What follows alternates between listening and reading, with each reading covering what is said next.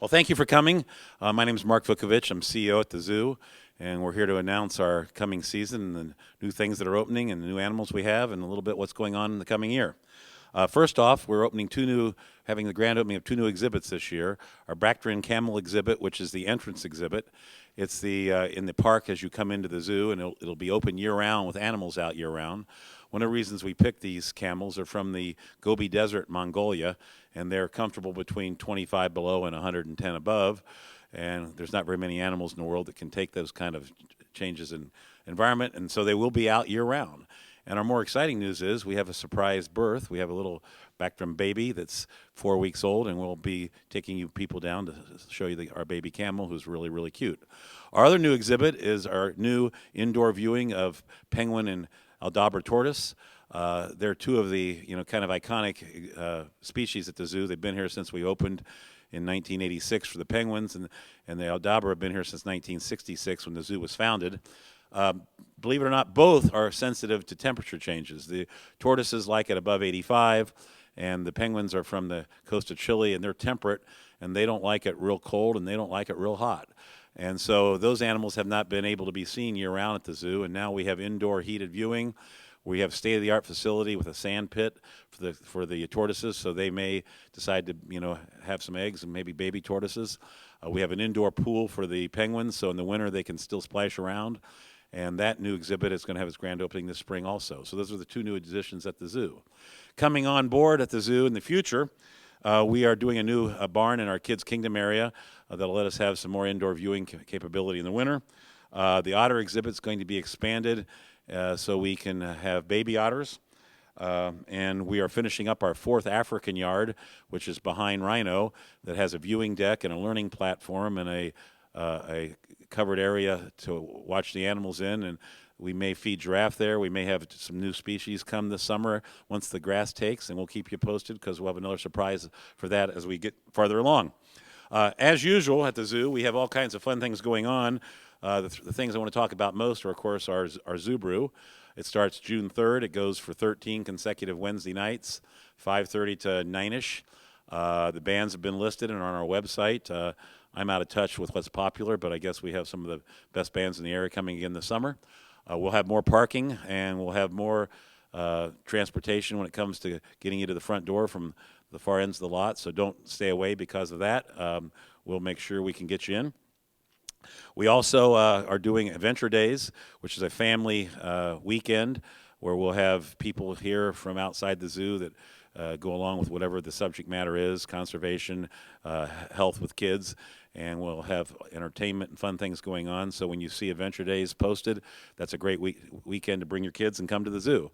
As usual, around all those things, I have educators out all over the state of Iowa in the summer. We'll do over 200 Iowa libraries and almost as many preschools with learn-to-read programs and giving free tickets and animals all over the state. We have our summer safari camp, which you can still sign up for, but it's filling up fast. It goes a week at a time, both half days and all days. And we have zoo tots happening and zoo cooking and zoo tunes. We're trying to combine art with an animal message, and so there's all sorts of fun things going on that way. Coming up real soon is Gators on the Green. It's our golf tournament, and it takes place next Monday. If you are interested in playing, we still have space real soon here. And we, of course, have other things coming up like night A's and as we go further into the year. What we'd like to do is take you down to the camel building and show you the baby camels. We have and then we'll run some footage by you for our baby kudu. His mother is kind of antsy about visitors, and she's really antsy about big cameras, so I think Ryan has video footage for that. Then, of course, you can get on our website and it tells everything. We have a bridal sneak peek coming up in August. We have Zubilation, which is around the world. It's our big fundraising event here inside the zoo where we have multiple bands, multiple entertainment, silent auction, all fun things going on, and you're welcome to get online and buy tickets for that. We'd really love you to show up and see that. We have a walking club for adults who would like to walk before we open, and we have almost a botanical garden here. The zoo's 50 years old, and our horticulturalist has done a great job, and even if the animals aren't out, it's a beautiful place to walk, and we think we have a plant collection like we have an animal collection, so we'd love to have you join our walking club.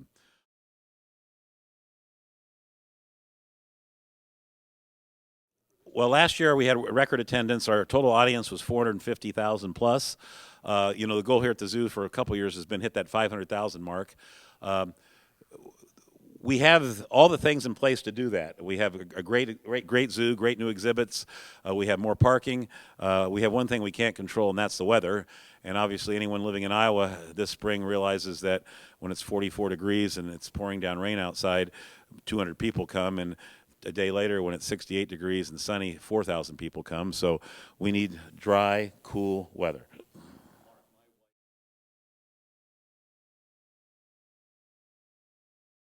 Well, I wish I would have had my list. We have 15 species they don't have at the Henry Dorley Zoo. They don't have any black rhinos. They don't have any giant eland. They don't have any Aldabra tortoises. Obviously, it's a great zoo, and we consider them a partner. To come to our zoo, it takes you, if you're in the Polk County Metro, 10 to 15 minutes off the bypass. We have free close-in parking. The zoo the exhibits are in tight and you're close to the animals. You're never more than 25 or 30 yards from an animal because we have tried to make our exhibits where you can see them from multiple sides. And we're much more inexpensive than the Henry Dorley Zoo.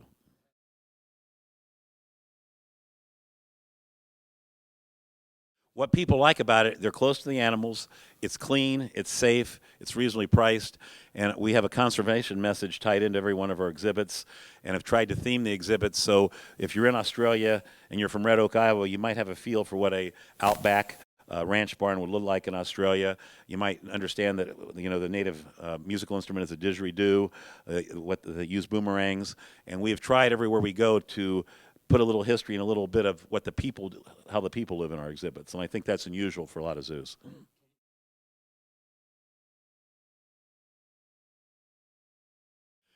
I think the general reaction is people are very surprised about how much we have here, how big we are, how many animals we have. It started out as a children's zoo in 1966, was closed down and reopened in 1989. There are 225 zoos in North America, and when we opened up, size-wise, we were probably like 180 or 190 out of 225. We've moved up into the top 100, give or take. We have animals out year-round. We have animals from every continent. And we pride ourselves in, when you come to our zoo, we hope you understand the stress these animals are in and how endangered they are, and hopefully move somebody to take some action to help that from getting any worse.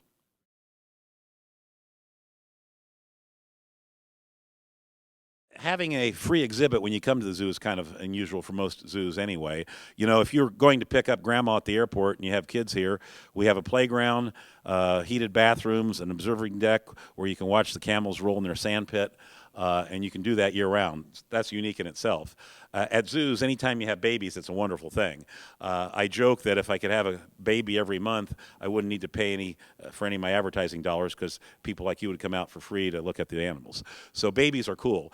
Babies are really cool when they're from an endangered species. In the wild, there's less than 800 of these camels left in the wild in Mongolia and the Gobi Desert. We have 4 of them here.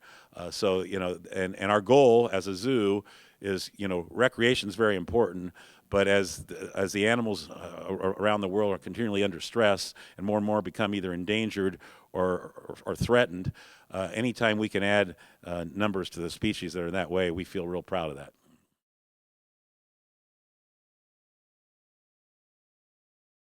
One, normally those penguins would be available to be seen about 130 days a year. Now they can be seen 365 days a year. One, it's animal care, too. They now can play in the water year-round instead of between April 15th and October 1, when it starts to get too cold for them to be out. They have a much larger area. We hope that the larger area lets us have some egg laying and some fertile egg laying with little penguins. And it's just they move a lot, they're fun to watch, and they're real active, and it's great to have people see them year-round.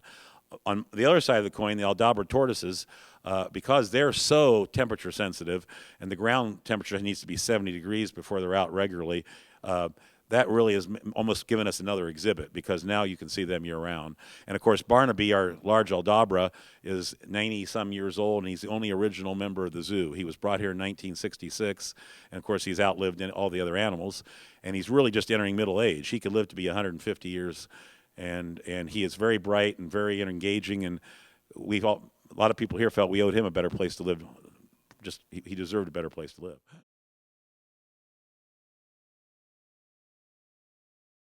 A kudu is a small antelope from Africa.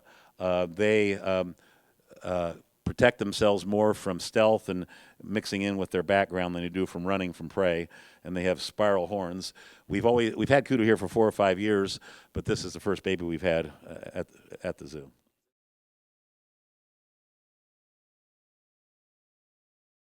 Well, some of it's credit to animal husbandry practice. Some of it's a cycle that you're in. As animals age out and your animals get older, you have less babies. And a lot of those animals came in 86 or 90 or 95 and have gotten old and have died. And as we replace them with younger animals or with their offspring, then now they're of the age that it's time for them to, pass the next generation on. So we're finishing up our older animals that have been here a long time and getting new animals that are younger. And yeah, I think we're entering a cycle where you'll see lots of babies at the zoo.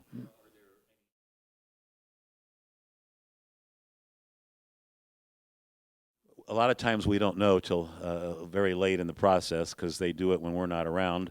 And a lot of animals don't show their pregnancies, and that is a genetic evolutionary thing so they can keep moving and stay away from being thought of as prey. Stay tuned, yes. Anything else? Thank you very much for coming.